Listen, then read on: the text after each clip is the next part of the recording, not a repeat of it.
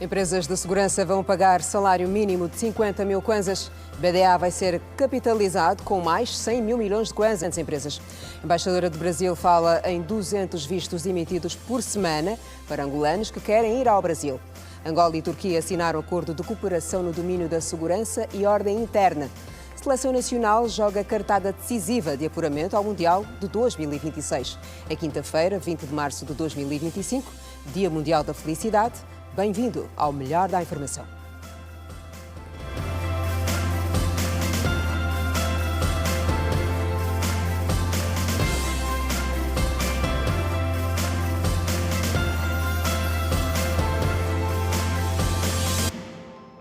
Olá, boa noite. Começamos hoje com informações sobre o ponto de situação do surto de cólera em Angola. A Ministra da Saúde, Silvia Lutucuta, acaba de apresentar em conferência de imprensa que teve lugar no CIAM o quadro geral. Temos até ontem um total de 7.950 casos, com 298 óbitos, com uma taxa de letalidade média de 3,7%. Das 21 províncias do nosso país, 14 estão afetadas, com um número de casos reportados. Queremos aqui dizer que o maior número de casos reportados são na província de Luanda, com 50% do total de casos, Bengo com 18%, e Colibengo com 9% e Kwanza Norte com 8%. De realçar que na última semana 48% dos óbitos ocorreram em Luanda e 33% no Kwanza Norte. O sexo mais afetado é o sexo masculino e a faixa etária mais afetada é dos 2 aos 5 anos. Na última semana surgiu um aumento brusco do número de casos, 13 óbitos e 44 casos. A ministra referiu na ocasião que o país vai beneficiar de mais 700 mil doses de vacina contra a doença e disse também que a situação na localidade de Luinha, na província do Kwanza Norte, está controlada e que as 2.000 doses de vacina que o país tem estão a ser utilizadas na zona como forma de controlar ainda melhor a situação. Recordamos aqui que outra medida de combate à cólera é a vacinação ou a vacina. Não há grande disponibilidade desta vacina. O estoque mundial é de cerca de 8 milhões de doses apenas e tem indicações muito precisas. Portanto, esta vacina é de acordo com as orientações da OMS para ser usada em áreas de altíssimo risco e com casos ativos. Neste contexto, o governo angolano mobilizou recursos financeiros, adquiriu em tempo recorde algumas doses de vacina. Inicialmente foi possível adquirir 940 mil doses que foram utilizadas nos municípios ou áreas afetadas da província de Luanda, de Bengo e Colibengo.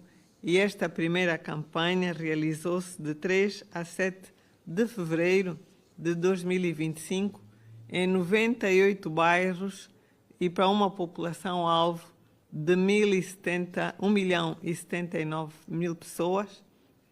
Tínhamos 925 mil doses, portanto, foram usadas e, neste contexto, temos uma cobertura vacinal de 80%. Iremos em breve iniciar uma nova campanha de vacinação. Conseguimos adquirir mais 700 mil doses e a prioridade será para as áreas de maior risco. Agora vamos para a página desportiva. A seleção de todos nós joga. Os adeptos da província de Luanda estão otimistas na vitória dos Palancas Negras diante da Líbia, partida que vai ser disputada em Benghazi às 20 horas. Angola vai defrontar a Líbia nesta quinta-feira. A partida é referente à quinta jornada de apuramento ao Mundial do próximo ano, que acontece nos Estados Unidos da América, Canadá e México. O jogo será o primeiro teste oficial dos Palancas Negras em 2025. Os adeptos acreditam no resultado positivo por parte da Angola. Teremos uma Angola confiante, né? Sendo que nós temos tido resultados muito positivos e a convocatória do nosso treinador não mudou muito. Temos jogadores habituais na seleção. Esperamos que saímos com 3 pontos na Líbia. Acredito que será 2-0. Quem marca os gols? Gibelé, se ele entrar, se entrar no campo, e Gelson Dalla. Vamos ter que trabalhar muito, que é para a gente conseguir ganhar esse jogo. Já não vai ser um jogo que Angola vai entrar simplesmente para esperar o resultado, mas sim correr atrás do resultado, que é a vitória que nós precisamos para conseguirmos ter a liderança, né? Que estamos para vencer. Nós estamos a jogar muito bem, temos bons jogadores, podemos vencer a Líbia, sim senhora. Qual seria o resultado? 1-0 está bom para nós. Nem que fosse metade, mas desde que nós ganhemos, está muito bom para nós. Quanto ao 11 inicial, os aficionados do Desporto Rei consideram que Pedro Gonçalves tem um leque recheado de jogadores que vão querer mostrar o seu valor em campo. Eu acredito que todos os pré-selecionados demonstram qualidade, são muito bons jogadores, portanto, o que estiver melhor fisicamente e tecnicamente poderá entrar de início. Portanto, eu não tenho um 11 preferido. Eu não mudaria nada. Não é? Temos o Neblu, que é o melhor do país nesse momento. A ausência do Vasco Sanga por lesão é uma ausência muito devastadora para nós, sendo que ele regressou à seleção em grande e tem mostrado isso. Eu meteria o Cleiton da Mata para jogar como defesa. Para selecionar agora um 11 é mesmo muito complicado, porque temos bons jogadores nesse momento na seleção, então será mesmo difícil eu conseguir montar um 11. Acredito que o 11 que o nosso treinador escolher será o melhor, porque ele tem feito um bom trabalho na nossa seleção. Angola e Líbia já se cruzaram por 4 vezes, com uma vitória para cada seleção e o empate. Recordo que Angola é a 4ª classificada, com 6 pontos, fruto de 3 empates e uma vitória.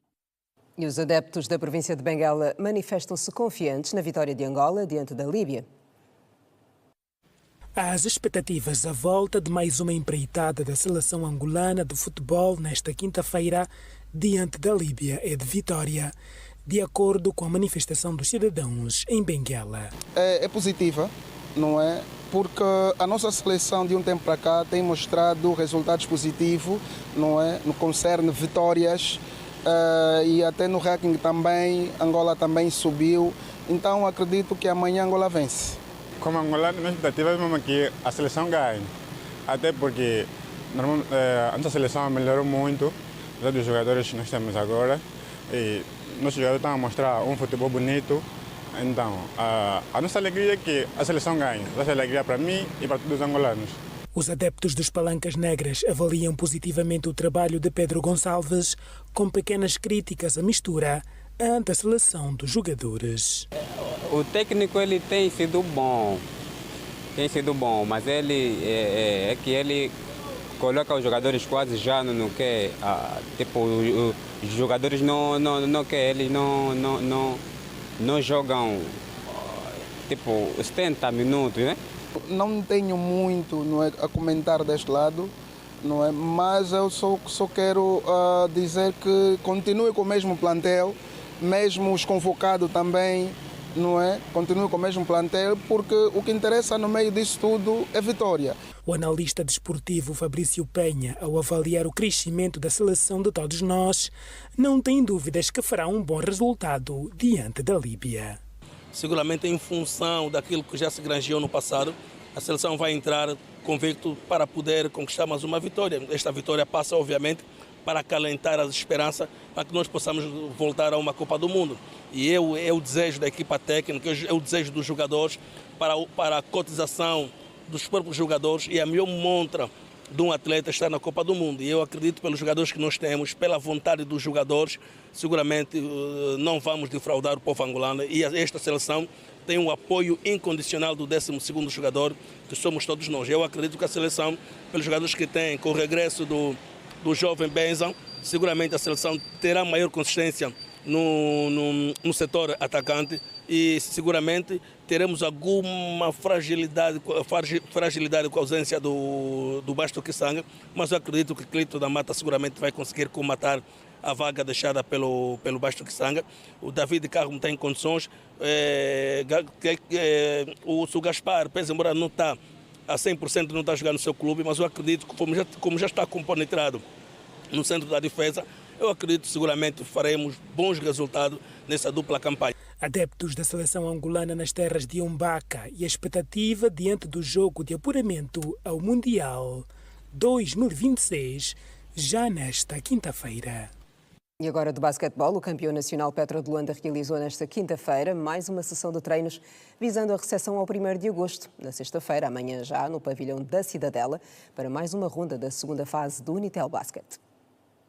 O pavilhão da Cidadela voltará a ser palco, uma vez mais, de um clássico dos clássicos do nosso basquetebol, entre exatamente o Petro de Luanda e o 1º de agosto. Os petrolíferos, que jogarão na condição de donos da casa, prepararam o duelo na quadra multiusos do Ispitec, em Luanda, em que o duelo passado, que sorriu a favor da turma militar, foi devidamente estudado para evitar o fracasso da ronda anterior. Depois da análise feita ao encontro da primeira volta desta fase de grupos da prova, Sérgio Valdeomilhos, técnico do Petro de Luanda, deixou claro que trabalharam para evitarem sorpresas. Un partido en el que tenemos que estar muy atentos porque ya perdimos por 4 puntos en la primera vuelta y ahora tenemos que centrarnos bien en todo lo que hacemos si queremos recuperar el liderato.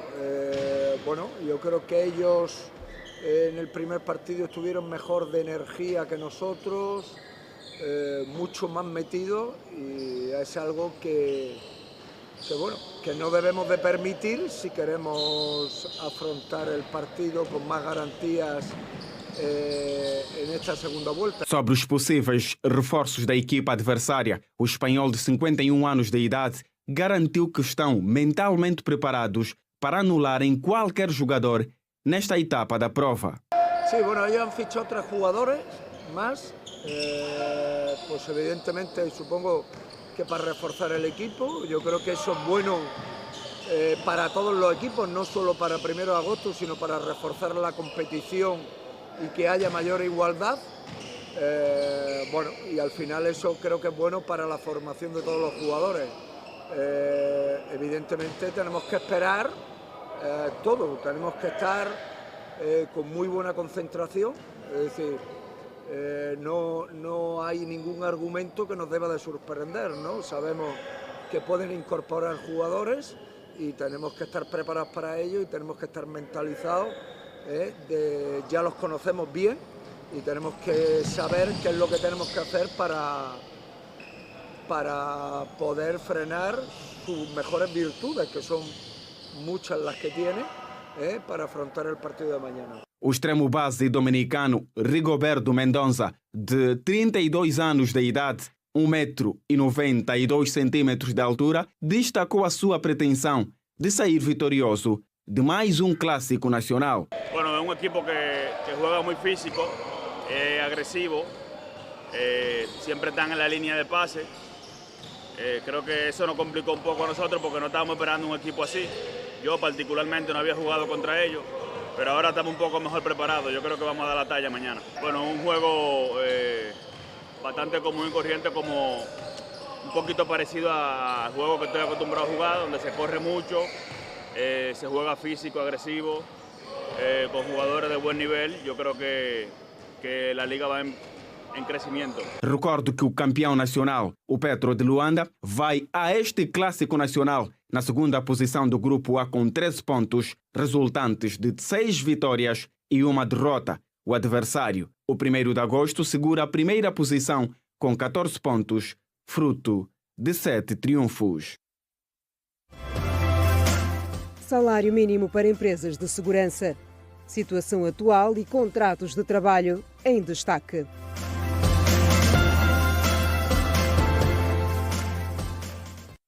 O administrador do município de Viana realizou uma visita de constatação para aferir o grau de execução de obras de reabilitação de vias secundárias na região.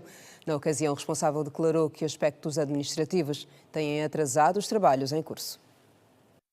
Há mais de 2 anos que decorrem as obras de reabilitação das ruas do Centro Ortopédico de Reabilitação Polivalente Dr. Antônio Agostinho Neto, 11 de novembro, e da Suave, no município de Viana. Passado esse tempo, os moradores, ansiosos para o término, ainda louvam a iniciativa e apelam por celeridade no processo por causa do tempo chuvoso.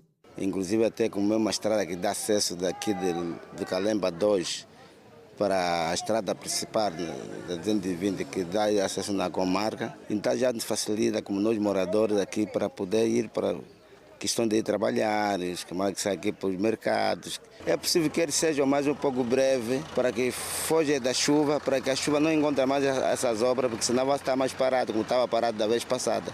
Ficou parado quase um mês ou dois aproximadamente. Só que depois da chuva parar, levou mais um tempo a secar as águas que estavam aqui. Então o importante é que está a acompanhar essas obras, ele que seja mais breve, acelerar mais um pouco o trabalho. Estão a fazer o melhor para nós, nós agradecemos muito. Estamos muito agradecidos mesmo, antes da estrada acabar, nós já estamos muito agradecidos. E queremos que façam mais, principalmente a água e a energia. Porque quando arranjarem essa estrada de ponta a outra, até os nossos filhos, alguns que andavam mal, eles vão conseguir emprego mesmo aqui perto de casa. Há tempos atrás estava muito mal, cheio de buracos, águas paravam mesmo aqui, entravam dentro das casas, até fomos obrigados a meter muros nos portões. Mas graças a Deus de que começaram as obras, se bem que há 2 semanas atrás tivemos enchentes, né, no meio das estradas, mas atualmente pode bater chuvas fortes, a água já não entra bem nas casas, para mesmo dentro da estrada. Nesta quarta-feira, o administrador do município de Viana realizou uma visita para constatar a execução das obras das vias secundárias da localidade. Na ocasião, Demétrio de Sepúlveda afirmou que os trabalhos decorrem a bom ritmo e daqui a 3 meses estarão concluídos. Esta rua da Suave, que é a que mais impacto tem neste momento, liga a 230 e a Luther Escova, tem muitas empresas aqui, é um trabalho bem conseguido. A obra está na ordem dos 80% e estamos a falar de mais 3-4 meses para ficar concluída. A importância nesta obra é as redes de macrodrenagem e as conexões para a ligação de águas, que era a grande preocupação e que precisávamos mostrar aos munícipes e aos empresários aqui da zona. Demétrio de Sepúlveda disse que durante este tempo os aspectos administrativos têm atrasado o trabalho em curso. Nós não queríamos aqui fazer promessas, mas continuar a manter a esperança de que este projeto vai arrancar, porque o grande calcanhar daqueles deste projeto são aspectos administrativos que estão a ser bem cuidados pelo governo provincial de Luanda e nós temos estado a par de todo este processo. Os aspectos são muitos, de contratação, de avaliação do Tribunal de Contas, a disponibilidade de recursos, a forma como se obtém os financiamentos, é que tem estado a avançar. Nós estamos lembrados quando fizemos o último auto de consignação, ele parou por escassez de recursos, então estão alinhados todos esses pressupostos e nós estamos em crer que a qualquer momento teremos uma novidade boa do arranque desta obra. Sendo certo, e é bem verdade que precisamos de fazer o conforto do tráfego, é o que temos estado a fazer ao longo do tempo, mas não com a qualidade que se precisa.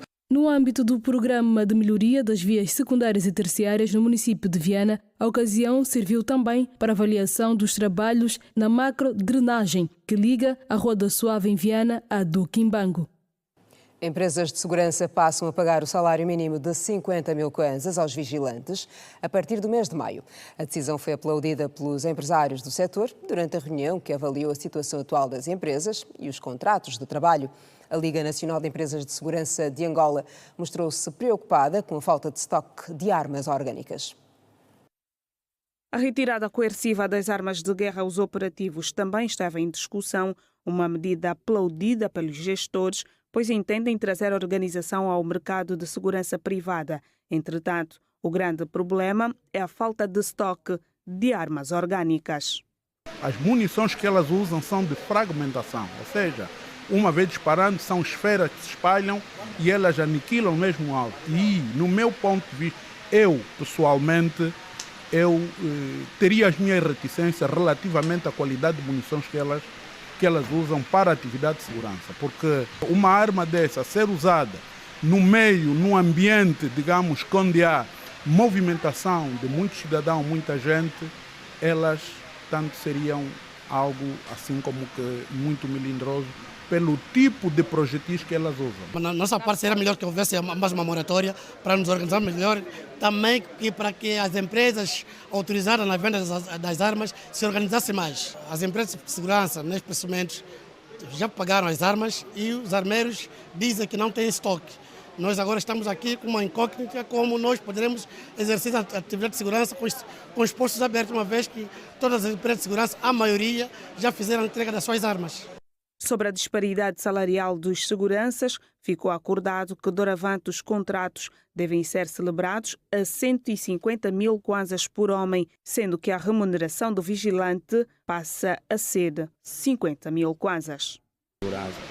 Devem, doravante, emitir as cartas para os seus clientes para ir atualizando principalmente os seus contratos de prestação de serviço. Porque depois senão vamos começar a se ver aflita mesmo com esta situação e depois vão andar à margem da lei. Privadas de segurança são empresas médias, não aquelas as maiores. Por isso que votou-se o salário de 50 mil, uma vez anteriormente algumas empresas pagavam 25, 30 mil, mas doravante nós podemos pagar a 50 mil kwanza a cada vigilante. Poder devolver dignidade a cada vigilante, na medida que o tempo vai passando, nós também poderemos melhorar os nossos vigilantes. Com esta medida, o que é que vai surgir no mercado? Uma valorização do produto, concomitantemente uma melhoria de qualidade da prestação das empresas vão fazer, porque as empresas que assim não corresponderem de forma natural vão desaparecendo, porque não só o Estado vai exigir, mas o cliente vai exigir e nós vamos cobrar. Entretanto, os gestores entendem que nem tudo está resolvido, pois as condições laborais são desumanas. São empresas que, como sabe, surgiram com um investimento muito, digamos que, débil.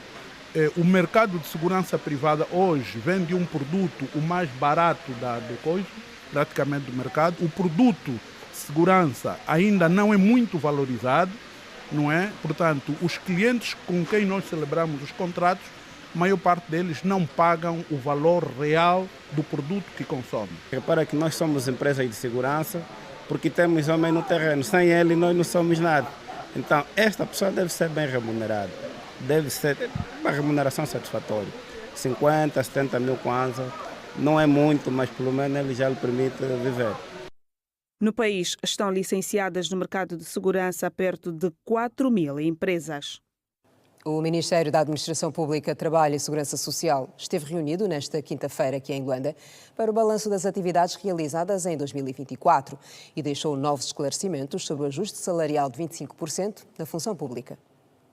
A reunião do Conselho Consultivo do Ministério da Administração Pública, Trabalho e Segurança Social focou-se no balanço das atividades realizadas em 2024. A ministra Teresa Dias destacou as mais importantes. A capacitação de 34.216 funcionários e agentes administrativos nas diferentes áreas de formação, correspondendo a um grau de execução de 171%, face à meta prevista, 20 mil, conforme o PDN de 23-27. Foi concluída e submetida à Comissão Permanente para a Reforma do Estado a proposta de decreto presidencial que aprova o regulamento sobre o sistema de avaliação de desempenho dos funcionários e agentes administrativos. Foram atendidos 3 milhões de utentes a nível de toda a rede SIAC, com um grau de satisfação aceitável, correspondendo ao cumprimento de 85,7%, face à meta prevista de 3 milhões e 500, conforme previsão do PDN. Foram formados pelo Sistema Nacional de Formação Profissional cerca de 152.625 cidadãos, correspondendo ao grau de execução de 127%, face à meta anual prevista, que era de 143 mil formados. Dentre os vários assuntos, a questão do incremento dos 25% de salário da função pública esteve em evidência. Sim, damos nota de que o ano passado, em maio, fechamos o acordo com as centrais sindicais para efeitos de apaziguarmos as manifestações que existiam à volta das reivindicações em sede dos vários departamentos ministeriais, e deste acordo resultou em um dos itens que deveríamos fazer o upgrade, o ajustamento salarial para 25%. E, portanto, como decorre, e já foi anunciado várias vezes, tivemos que, no plano de implementação de alguns diplomas, ainda ir à Assembleia Nacional para pedir autorização que a Sua Excelência o Presidente da República pudesse, por via de decreto presidencial, mexer nas tabelas indiciárias, e foi nessa perspectiva que só a partir de fevereiro conseguimos fazer os ajustamentos em consonância com o Ministério das Finanças para podermos então ter a realização e o desiderato desta política implementada. Teresa Dias deixou claro que os reformados não fazem parte do escalão da administração pública. Não são administração pública, como todos sabemos, e se repararem, há um decreto presidencial que foi publicado em junho, segundo o qual estabeleceu as novas prestações sociais em sede dos ajustamentos que deveriam ser feitos para podermos ter, então, ao nível dos nossos pensionistas e reformados, o melhoramento das suas prestações sociais. E aí tivemos o cuidado de não só dar 25%, mas fazer mais do que isso. No que diz respeito à empregabilidade, desde o início do ano, exatamente em janeiro, foram gerados 18.850 postos de trabalho, através do Fundo Nacional de Emprego. O Ministro dos Transportes voltou a dizer que o Porto de Lobito é um grande pulmão estratégico no corredor de Lobito e na economia nacional. O Ministro discursou no 5º encontro de quadros do Porto de Lobito. O 5º encontro de quadros do Porto de Lobito acontece igualmente no quadro dos festejos dos 97 anos de existência do Porto de Lobito. Convidado a discursar em videoconferência, o Ministro dos Transportes destacou as vantagens da transformação da empresa pública em Porto Senhorio. Nos últimos anos, o Porto tem vivido um processo de modernização e transformação, com a concessão do terminal mineraleiro a Lobito Atlantic Railway e do terminal polivalente ALT, houve um reforço da capacidade de operação e um crescimento significativo da movimentação de cargas. Mudamos a natureza deste porto, passando a ser um efetivo porto senhorio, e que altera, do ponto de vista organizacional, do ponto de vista das competências, tecnologias e processos, toda a dinâmica do Porto de Lobito.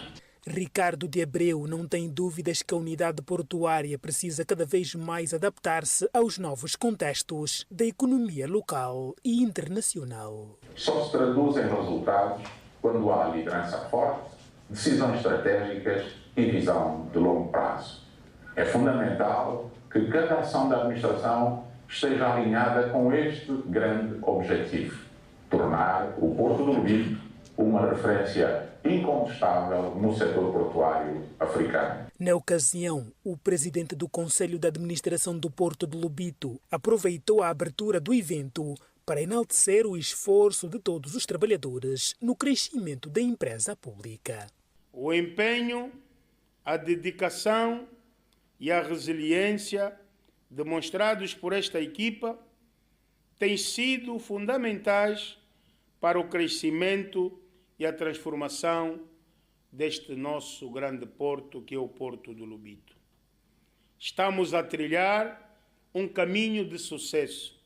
No âmbito dos festejos dos 97 anos de existência do Porto de Lobito, que se celebra no dia 24 de março. O aumento da oferta formativa no país está entre as principais preocupações do setor da educação. O assunto dominou na Cidade Alta a primeira reunião da Comissão Interministerial para a implementação do Plano de Desenvolvimento do Capital Humano, que analisou as estratégias de regulação da oferta formativa. Na primeira reunião da Comissão Interministerial para a Implementação do Plano de Desenvolvimento do Capital Humano, orientada pela Vice-Presidente da República, Esperança da Costa, estiveram em análise as linhas que passam pelo fortalecimento do setor da educação e ensino, uma vez que os objetivos do plano estão voltados no aumento dos níveis de escolarização e a qualificação da população, com impacto na melhoria da posição do país em termos de desenvolvimento humano e social. Dos cerca de 1.100 220 cursos que temos, 73% são da responsabilidade das instituições de ensino superior privadas e cerca de 30% aproximadamente das instituições públicas, sendo que a sua maioria atende cursos das áreas das ciências sociais e humanas, sendo que as exigências de desenvolvimento de capital humano apontam agora para a necessidade de nós de desenvolvermos cursos de natureza tecnológica, portanto, muito mais alinhadas com as perspectivas de desenvolvimento do país. E nessa ordem de ideias, nós queremos chamar para nós a regulação desta oferta formativa e convidar, sobretudo, os parceiros do subsistema do ensino superior do setor privado, no sentido de encontrarmos aqui uma forma de fazermos uma oferta maior de cursos nas áreas das engenharias, nas áreas das tecnologias, nas áreas das ciências prioritárias para o desenvolvimento do nosso país. No ensino superior, por exemplo, a regulação da oferta formativa consiste em ampliar e apostar nas áreas como engenharia, tecnologias e ciências. Na reunião da comissão, foi também analisada a transição dos docentes formados na segunda edição dos cursos de mestrado em metodologias específicas de ensino para o Ministério do Ensino Superior, Ciência, Tecnologia e Inovação, bem como o plano de transição da oferta de formação inicial de professores do ensino secundário pedagógico para o ensino superior pedagógico, havendo por esta altura a necessidade de fazer o ingresso destes no sistema educacional. Está criada já uma comissão técnica, portanto, ao nível dos dois ministérios, que vai trabalhar nisto, na perspectiva de fazer com que o ensino que era ministrado nos magistérios, os cursos que eram ministrados nos magistérios, passem para o ensino superior, para permitir que todos os docentes, desde o ensino primário ao ensino secundário, tenham o grau de licenciatura para reforçar o aumento e a melhoria da qualidade do sistema de ensino e, deste modo, alinhar, portanto, todo o sistema de formação, desde o ensino primário, pré-escolar, primário e secundário, com o ensino superior. Quanto à formação profissional, o secretário de Estado da Administração Pública anunciou a aposta na modernização dos centros, valorização e capacidade formativa, tendo ainda adiantado que a partir de maio deste ano começam a ser feitos os primeiros ensaios para a formação profissional à distância, medida criada pelo Ministério da Administração Pública, Trabalho e Segurança Social para promover um maior acesso aos cursos profissionais. Queremos implementar mecanismos que permitam formarmos à distância, com uma plataforma que vai inserir um conjunto de formações profissionais e que, independentemente da localidade onde o formando esteja, por esta plataforma consiga fazer a sua formação e posteriormente ser certificado. Então, nós fizemos esse reporte nesta comissão para dar a indicação das ações em curso. E estas são aquelas que, no plano do desenvolvimento do capital humano, o MAPTES tem estado a empreender. O Ministério da Justiça e dos Direitos Humanos, em parceria com a Embaixada do Reino da Noruega, realizou nesta quinta-feira o Fórum Internacional sobre Empresas e Direitos Humanos. O objetivo do evento é criar espaço privilegiado para refletir a volta de um tema moderno, crítico e também reformador. O Fórum Internacional sobre Empresas e Direitos Humanos teve como intuito permitir a promoção de um ambiente para trabalho digno e justo que cumpre com as premissas sobre direitos humanos. Durante o fórum, a secretária de Estado para os Direitos Humanos e Cidadania, Antônia Iaba, falou dos principais desafios das empresas em relação aos direitos humanos. Determinadas empresas, de acordo com o seu objeto social, têm uma intervenção que impacta significativamente na vida das comunidades, sobretudo as empresas que estão ligadas ao ramo da indústria extrativa, que muitas das vezes a sua intervenção pode perigar não só as questões ambientais e como também as próprias comunidades que vivem nas zonas circunvizinhas. Os desafios fundamentais que as empresas eventualmente possam ter em relação aos direitos humanos é em garantir direitos fundamentais das pessoas, não é? dos seus funcionários, como o direito a um salário justo, a dignidade no trabalho, a um bom ambiente de trabalho e, acima de tudo, o acesso à informação, o acesso à formação, criarem condições para que não somente o trabalho que estão a desenvolver possa cumprir com objetivos para os quais foram definidos, mas também possam criar uma mais-valia, possam assegurar desenvolvimento na circunscrição onde desenvolvem a sua atividade laboral. O ministro dos Recursos Minerais, Petróleo e Gás, Diamantino Azevedo, falou na ocasião que o grande desafio do setor que dirige passa por conciliar o crescimento econômico com a preservação ambiental e dos direitos humanos. Diamantino Azevedo falou igualmente sobre iniciativas e esforços que têm empreendido para a sustentabilidade ambiental. Estamos cientes da urgência da descarbonização do setor energético a nível mundial e do compromisso de Angola em alcançar a neutralidade carbónica até 2050. Propusemos uma série de ações que visam reduzir substancialmente as emissões de gases de efeito estufa nas próximas décadas. As nossas prioridades incluem o estudo e implementação de projetos de tecnologias limpas. Estamos a trabalhar para concluir a fábrica de hidrogênio verde, a analisar a viabilidade da construção de uma biorefinaria e operacionalizar centrais fotovoltaicas em várias regiões do país. Além disso, estamos a desenvolver um plano de descarbonização para o setor que inclui a eliminação gradual da queima rotineira de gás e a redução das emissões em instalações e equipamentos. Essas ações não são apenas uma resposta às exigências globais, mas também um compromisso com as futuras gerações. Acreditamos que a transição para uma economia mais verde não é apenas necessária, mas também uma oportunidade para inovar e criar novos empregos. Estamos igualmente a regulamentar normas de segurança e ambientais para os projetos mineiros e implementar projetos de reflorestação nas áreas degradadas.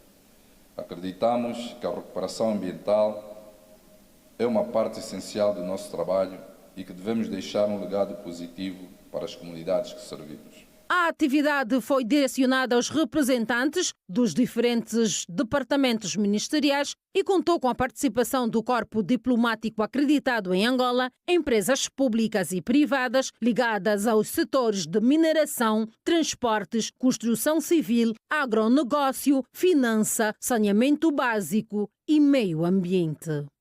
Mulheres defendem a necessidade de uma ação conjunta entre governos, empresas e sociedade civil, tendo em conta a criação de estratégias que vão impulsionar a igualdade de género e o empoderamento feminino. O assunto foi hoje discutido durante uma conferência promovida pela Bodiva, no quadro da iniciativa global Ring the Bell for a Gender Equality 2025, promovida pela Federação Internacional da Bolsa de Valores e que conta com o apoio do Pacto Global das Nações Unidas. As participantes do evento entendem que 3 pilares são fundamentais para que as mulheres ocupem o espaço que lhes é devido pela sociedade, sendo a defesa dos direitos das mulheres e raparigas, a promoção da igualdade de género e o fomento do empoderamento. A subrepresentação feminina nos mercados de capitais e no setor financeiro reflete um desafio estrutural. Dados recentes da Organização para a Cooperação e Desenvolvimento Econômico indicam que as mulheres possuem, em média, 32% menos riqueza do que os homens e enfrentam mais barreiras no acesso ao crédito e investimento. A igualdade do género não é apenas uma questão de direitos humanos, mas também um importante motor de crescimento econômico, inovação e sustentabilidade das empresas. Como está comprovado em diversos estudos, empresas com maior diversidade do género são mais resilientes e melhor preparadas para enfrentar os desafios globais e é por isso que precisamos de convencer a sociedade que promover a igualdade não é caridade, mas sim inteligência estratégica. A académica Amélia Mota entende que a alteração do quadro atual passa também pelo aumento de oportunidades de formação e capacitação para as mulheres permitindo que, desta forma, elas alcancem a todos os níveis a inteligência emocional. A inteligência emocional pode ser desenvolvida caso criem-se programas para capacitar homens e mulheres a desenvolverem a inteligência emocional. Com maior facilidade nós vamos conseguir ultrapassar essas barreiras e até mesmo diminuir o impacto e fazer mesmo com que elas deixem de existir, nomeadamente a disparidade, a diferença salarial, a distribuição de responsabilidades, que a mulher acaba por ter uma dupla responsabilidade em casa e no local de trabalho. Então, a inteligência emocional acaba por ser uma ferramenta que pode munir homens e mulheres a lidar melhor com esses desafios. A forma como nós educamos os nossos filhos em casa pode contribuir para a diminuição deste gap. Nas empresas, quem está no board, ter a sensibilidade de puxar e desenvolver as mulheres pelo seu mérito e não só por ser mulher. Cecília Fernandes é gestora sénior da Unitel e fala de alguns projetos que a empresa tem estado a desenvolver visando o empoderamento da mulher. E foram apresentadas então as iniciativas que nós temos desenvolvido, nomeadamente o programa de Bolsa Estudo Mulheres para o Futuro, em que nós já disponibilizamos cerca de 200 bolsas desde 2018 para mulheres a frequentar o ensino superior nas áreas de tecnologias de comunicação e informação, programa com um aproveitamento na ordem dos 90%, ou seja, das 200 bolsas disponibilizadas, 90% das mulheres ou já terminaram e algumas estão a trabalhar com contrato assinado com a Unitel, ou estão em fase de conclusão ou ainda estão a frequentar o ensino superior. Foi apresentado também o programa Saúde Móvel, em que nós já impactamos e educamos cerca de 400 mil mulheres em várias províncias do país, desde a gravidez até os 2 anos da criança. O programa prevê prevenir a mortalidade materna infantil e prevenir também os níveis de subnutrição crónica.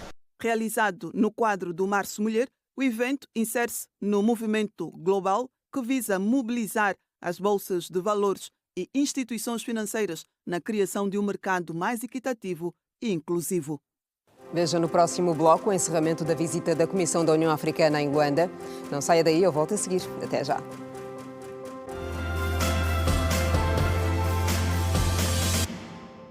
Para a Organização Continental, se as partes optaram por agir desta forma, sem a anuência da União Africana, terão agora de assumir com as consequências. Isto foram palavras do Ministro das Relações Exteriores, Tete António, no final da visita do Presidente da Comissão da União Africana. Os presidentes da República Democrática do Congo, Félix Tshisekedi, e do Ruanda, Paul Kagame, estiveram reunidos em Doha, capital do Catar, na última terça-feira, sob a mediação do Emir do Catar. Esta é a primeira conversa direta entre os dois líderes desde que os rebeldes do M23 intensificaram a sua ofensiva em janeiro deste ano. Entretanto, este encontro apanhou de surpresa a presidência da União Africana, como explicou nesta quinta-feira o ministro angolano das Relações Exteriores, Tete António. O chefe da diplomacia, que falava no aeroporto 4 de fevereiro, minutos depois da partida do presidente da Comissão da União Africana, Mahmoud Ali Youssouf, explicou que a RDC e o Ruanda agiram sem o consentimento da Organização Continental, daí a surpresa por parte da liderança da maior tribuna política do continente. Ficamos, de facto, é o termo que eu devo utilizar, estupefato pelo encontro entre o presidente Kagame e o presidente Tshisekedi em Doha.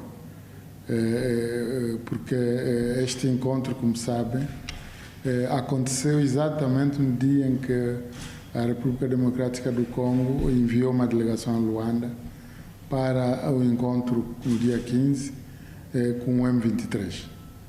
Portanto, o que nós podemos fazer como comentário relativamente a este acontecimento de Doha é que se o Ruanda e a RDC optaram por um quadro fora do quadro da União Africana, devem assumir essa responsabilidade, porque o continente tem todos os mecanismos, há muito investimento no continente, seja nas organizações subregionais e, sobretudo, por parte da mediação relativamente à procura de solução a esta situação. Por outro lado, Tete António reafirmou que durante a sua jornada de trabalho em Luanda, o presidente da Comissão da União Africana reafirmou total apoio aos diversos planos de pacificação do leste da RDC e do fim das hostilidades entre os militares congoleses e o M23. As declarações públicas aqui em Luanda do presidente da Comissão da União Africana, que acaba, portanto, de sair, e as declarações públicas foram claras relativamente ao apoio da União Africana aos processos, portanto, que visam a procura de soluções aos nossos problemas enquanto africanos, de soluções africanas. Portanto, processos chefiados por não só africanos, mas também conduzidos por mecanismos que nós próprios estabelecemos enquanto membros da União Africana. As relações parlamentares entre Angola e Uruguai vão ganhar um novo impulso com a visita oficial da Presidente da Assembleia Nacional de Angola, Carolina Cerqueira, à República Oriental do Uruguai. O convite formal foi entregue ao embaixador angolano Azevedo Xavier Francisco pela vice-presidente uruguaia, Carolina Cosse, que nos termos da Constituição do Uruguai também presida a Assembleia Geral, que é o principal órgão legislativo do país. Durante a audiência, realizada no Palácio Legislativo em Montevidéu, Carolina Cosse manifestou o seu interesse em aprofundar o diálogo interparlamentar e fortalecer a cooperação entre as instituições legislativas dos dois países. A vice-presidente destacou a importância do estreitamento de laços institucionais como meio para a troca de experiências legislativas e a consolidação de relações bilaterais mutuamente benéficas. Por sua vez, o embaixador angolano Azevedo Xavier expressou o reconhecimento do Estado angolano pela iniciativa e reafirmou a disposição de Angola em revitalizar a cooperação com o Uruguai em vários domínios estratégicos. O diplomata salientou ainda que a visita da Presidente da Assembleia Nacional de Angola vai representar uma oportunidade para o reforço dos laços históricos e políticos entre Angola e o Uruguai. Foi assinado hoje um acordo de cooperação no domínio da segurança e ordem interna entre Angola e a Turquia. O acordo prevê colaboração nos setores de investigação criminal, migração, proteção civil, sistema penitenciário e foi assinado hoje durante a jornada de trabalho do Ministro do Interior, Manuel Homem, à Turquia. Trata-se de um instrumento jurídico que emana da vontade expressa do chefe de Estado angolano, João Lourenço, e do presidente da República da Turquia, Recep Tayyip Erdogan, que em 2021 fortaleceram as relações bilaterais entre os povos a um mais alto nível. O documento, rubricado pelos ministros do Interior da República de Angola, Manuel Homem, e da República da Turquia, Ali Yer Likaya, vai, segundo as autoridades, reforçar a colaboração nos setores policial, de investigação criminal, migração, sistema penitenciário e proteção civil e bombeiros. E, de igual modo, permitir a promoção da troca de experiências e a capacitação técnica de quadros entre os dois países, além de complementar a implementação de ações conjuntas em diversas áreas estratégicas de segurança e ordem interna para enfrentar desafios comuns, assegurando maior eficiência e modernização dos serviços de segurança pública. Entre as principais iniciativas destacam-se a realização de programas de formação e qualificação para os efetivos das forças de segurança, a partilha de boas práticas e tecnologias no combate ao crime organizado e ao terrorismo, além de a adoção de medidas que visam aprimorar os mecanismos de controle migratório, refletindo a vontade política de ambos os países em consolidar uma cooperação duradoura e eficaz na área de segurança, contribuindo para a estabilidade, ordem pública e proteção dos cidadãos. O diploma assinado na sede do Ministério do Interior da República da Turquia, entre os ministros congêneres, reafirma a cooperação entre os dois países e enquadra-se nos marcos das relações político-diplomáticas entre os governos, assim como na parceria estratégica existente entre a Turquia e os países africanos. O ministro de Estado e chefe da Casa Civil do Presidente da República, Adão de Almeida, apresentou a agenda de transição digital de Angola durante a sua intervenção como orador na segunda edição da Cimeira Digital do Banco Mundial, que encerrou nesta quarta-feira em Washington, nos Estados Unidos da América. O chefe da Casa Civil do Presidente da República liderou a delegação angolana que participou no evento realizado sob o tema Caminhos Digitais para Todos. É um evento de alto nível em que estiveram presentes representantes governamentais, especialistas, líderes empresariais e parceiros estratégicos, constituindo um espaço privilegiado para o debate sobre soluções digitais inovadoras. A cimeira abordou questões relacionadas com a digitalização, incluindo estratégias governamentais para a criação e o reforço de infraestruturas públicas digitais, a modernização dos serviços públicos e a promoção da inclusão digital como um dos mais relevantes fóruns internacionais para a discussão destas temáticas. O ministro de Estado defendeu que a digitalização do Estado deve ser coordenada de forma integrada, evitando fragmentações e garantindo o alinhamento entre todas as iniciativas digitais. De acordo com Adão de Almeida, Angola adotou um modelo de coordenação baseado nas melhores práticas internacionais, promovendo a articulação entre instituições para beneficiar cidadãos e empresas. Na sua intervenção, o ministro de Estado realçou alguns dos 214 projetos integrantes da Agenda de Transição Digital, com um foco especial no Projeto de Aceleração Digital de Angola, PADA, e no Projeto Governamental de Simplificação de Atos e Procedimentos da Administração Pública, conhecido como Simplifica, nas suas versões 1.0 e 2.0, e sublinhou ainda outras iniciativas em curso destinadas a melhorar a prestação de serviços aos cidadãos e às empresas. O governante destacou que nos últimos 10 anos, Angola subiu 18 posições no Índice do Desenvolvimento do Governo Eletrónico das Nações Unidas, refletindo os avanços significativos do país na digitalização da administração pública e na modernização dos serviços ao cidadão.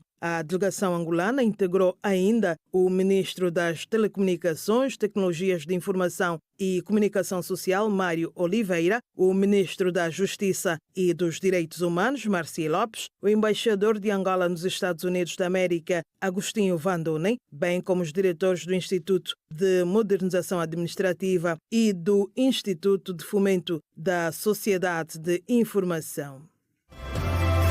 Tomada de novas posições. M23 entrou para o Walikale, no leste da RDC, com apoio do Ruanda.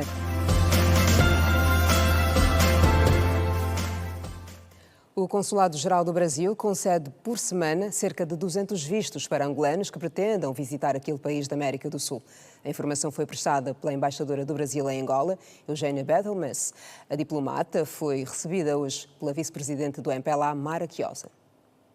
O encontro teve lugar na manhã desta quinta-feira na sede do Partido dos Camaradas e, de acordo com a embaixadora da República Federativa do Brasil, acreditada em Angola, Eugênia Bethelmans, serviu para apresentar no âmbito do reforço da cooperação entre o partido que sustenta o governo em Angola e a Embaixada do Brasil em Angola, numa altura em que comemoram 50 anos de relações diplomáticas. As relações bilaterais, as relações entre o Brasil e Angola não poderiam ser mais auspiciosas ou mais promissoras neste momento. Esse é o momento em que comemoramos 50 anos do estabelecimento de relações diplomáticas. Estamos juntos, os dois governos, fazendo uma avaliação dos 50 anos que decorreram até agora e uma projeção de trabalho conjunto futuro adentro para os próximos 50 anos. Questionada sobre a dificuldade de angolanos para aquisição de vistos para o Brasil, a diplomata afirmou que a maior renda consular brasileira no mundo provém do consulado em Angola, correspondendo a cerca de 200 vistos emitidos semanalmente. O Brasil concede o maior número de vistos de turismo que o Brasil concede é concedido aqui em Angola. A maior renda consular brasileira global do mundo é oferida aqui em Angola. É um enorme volume de vistos que são concedidos diariamente pelo Consulado-Geral Brasileiro em Angola. São, sobretudo, vistos de turismo, mas também vistos de estudante, vistos de trabalho. Para isso, o governo brasileiro, justamente por essa razão, decidiu abrir um consulado-geral em Luanda, que há poucos dias passou a funcionar como entidade consular autônoma, desligada da embaixada, para poder se dedicar apenas a questão migratória e consular entre os dois países. Embaixadora do Brasil em Angola, saída do encontro com a vice-presidente do MPLA, Mara Chiosa, nesta quinta-feira. Veja daqui a pouco as notícias além das nossas fronteiras. O intervalo não demora. Eu volto a seguir. Até já.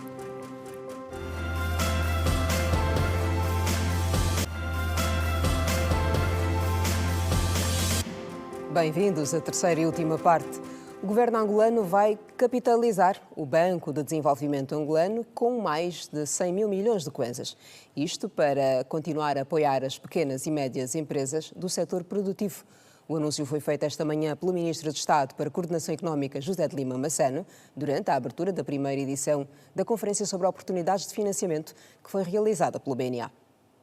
A informação foi prestada esta quinta-feira pelo Ministro de Estado para a Coordenação Económica, José de Lima Massano, durante a Conferência sobre Oportunidades de Financiamento ao Setor Produtivo, realizada pelo Banco Nacional de Angola. Posso aqui anunciar que ainda neste mês de março será o BDA capitalizado em mais 100 mil milhões de kwanzas para continuar o seu papel de apoio ao tecido empresarial nacional.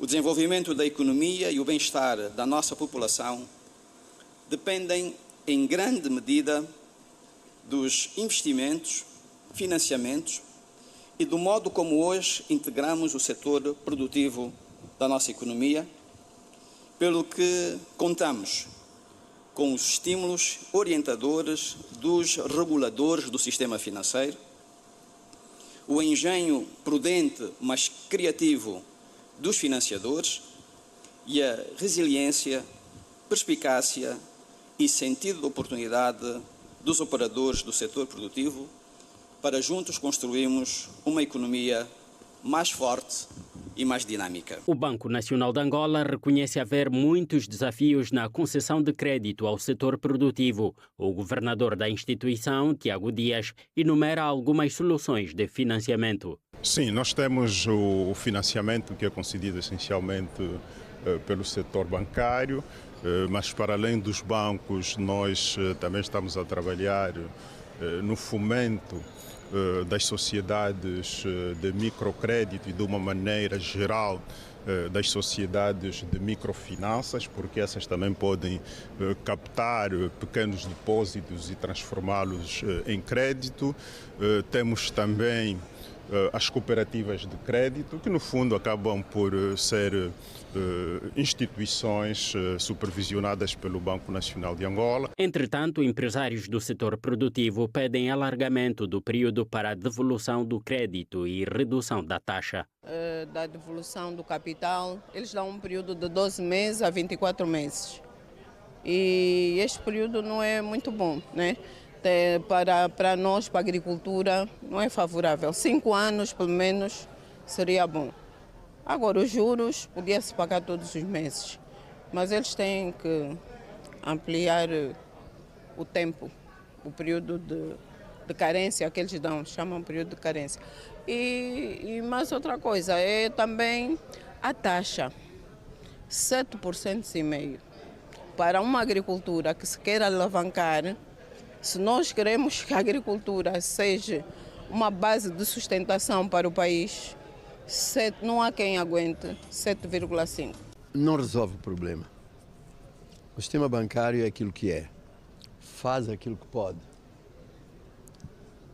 Não faz mais porque está condicionado à qualidade dos projetos que lá chegam. Melhorar a qualidade dos projetos tem que passar pelo Estado, que é o FGC, o FACRA e o FADA. Agora, se essas instituições primeiro mandam os empreendedores, as empresas, aos bancos, naturalmente que têm dificuldades em receber logo o aval do banco. Rebeldes do M23, apoiados supostamente pelo Ruanda, entraram na cidade estratégica do Walikale, no leste da República Democrática do Congo, na quarta-feira à noite, um dia após os presidentes da RDC e do Ruanda terem pedido um cessar-fogo imediato. Vamos à página internacional. está confirmada. Os rebeldes são visíveis no monumento e no escritório do Grupo Bakusu, disse o príncipe Kihang, ex-deputado provincial eleito para o território de Walikale, à Associated Press por telefone, referindo-se a locais no centro de Walikale. Ao assumir o controle de Walikale, os rebeldes do M23 tomaram uma estrada que ligava 4 províncias no leste do país: Kivu do Norte, Kivu do Sul, Topo e Maniema, cortando as posições do exército congolês. A escalada dos conflitos ocorre um dia depois de os presidentes do Congo e do Ruanda terem realizado conversas inesperadas no Catar e pedido um cessar-fogo imediato e incondicional. O conflito de décadas no leste da República Democrática do Congo intensificou-se em janeiro, quando os rebeldes, apoiados por Ruanda, avançaram e tomaram a cidade estratégica de Goma, seguida por Bukavu em fevereiro. De acordo com especialistas da ONU, os rebeldes são apoiados por cerca de 4.000 soldados da vizinha Ruanda e às vezes prometem marchar até a capital do Congo, Kinshasa.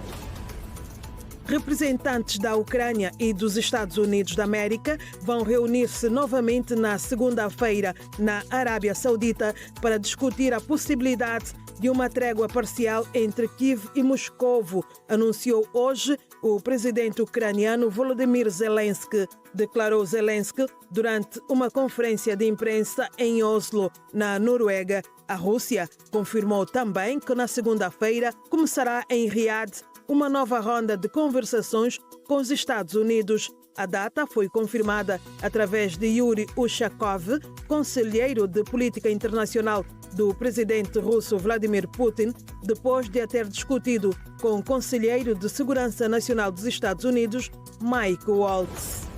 O exército israelita ordenou hoje nova evacuação na localidade de Beni Suheila, no sul de Gaza, entrando mais profundamente no território depois de ter emitido ordens de saída para zonas mais próximas da fronteira israelita. Este é o último aviso antes do ataque. As organizações terroristas estão a regressar e a lançar os seus foguetes a partir de zonas civis. Já avisamos esta zona muitas vezes, afirmou o porta-voz das Forças Armadas Israelitas, Avishai Adrai, num comunicado militar. A ordem foi dada depois de as brigadas Al-Qassam, o braço armado do Hamas, terem disparado 3 projéteis contra o território israelita, fazendo disparar os alarmes dos ataques aéreos para se deslocarem para abrigos a oeste, perto da costa, onde se situa a zona de segurança de Mawassi, criada pelos militares, apesar de ter sido bombardeada várias vezes durante a guerra. No episódio de hoje da série especial Mulheres, desta quinta-feira, você vai conhecer a história de uma mulher que descobriu o talento na serralharia. Veja na reportagem especial da Manuela Costa.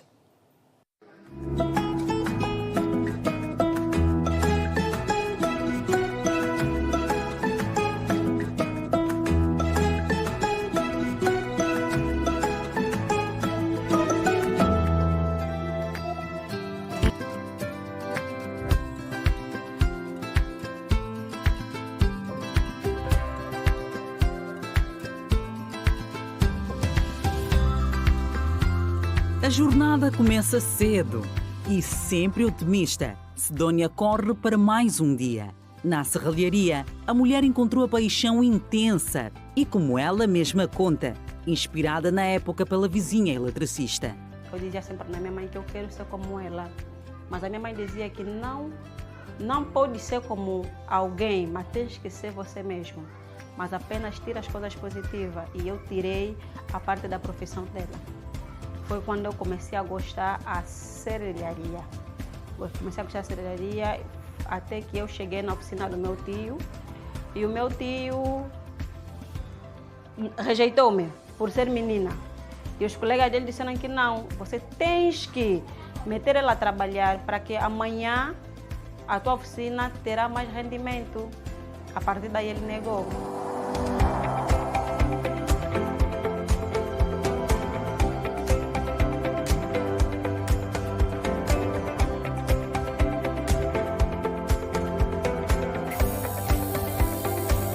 A a desempenhar a função com mais afinco desde 2019. A mulher não se enxerga em outra profissão. Eu amo o que faço.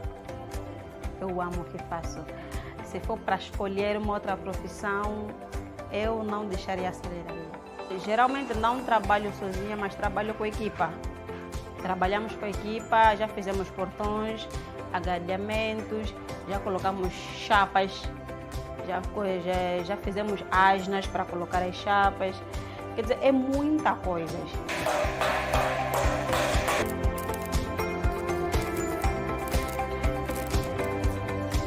O trabalho não é fácil. Cada dia é um novo desafio. Mais desafiante, a princípio, são feitios de agradecimento. O desafio que eu tenho mesmo é de conseguir fazer as coisas que ainda não foram feitas. Tem aquelas pessoas que gostam, vão dizer que não, uau, gostei de ver. Mas tem aquelas pessoas que dizem, nunca vou aceitar minha mulher ser serralheira. Eu já passei por isso. No sufoco, quem necessita não hesita em procurar pelo serviço. Afinal, a solução do problema pode estar bem perto. E foi assim com o carro de mão do Samuel, que agora já não tem motivos para descartar. Pela excelência do trabalho na comunidade, Sidônia ganhou a confiança de todos. Várias vezes eu venho a contactar-lhe, sobretudo, os seus serviços, né? E da maneira em que sou atendido, do jeito que ele faz, sabe bem fazer o que ele faz. E uma das questões que me chama muita atenção na Dália é que a diferença só consiste no gênero, senão faz tudo igual. Do jeito que os homens fazem, é da mesma forma também que a Dália faz, sabe fazer bem o serviço que ele faz. E dos colegas de trabalho também vem o reconhecimento. Na verdade, essa profissão é uma profissão muito difícil para encontrarem um número elevado das mulheres. Mas ela se sacrificou-se de ser ajudante, da ajudante agora já é grande profissional. As pessoas gostam e também ela é boa, bondosa, também humilde na profissão dela. Conheci ela em Banza, Congo, quando estivemos a trabalhar. Ela, como serralheira, é uma mulher batalhadora, guerreira.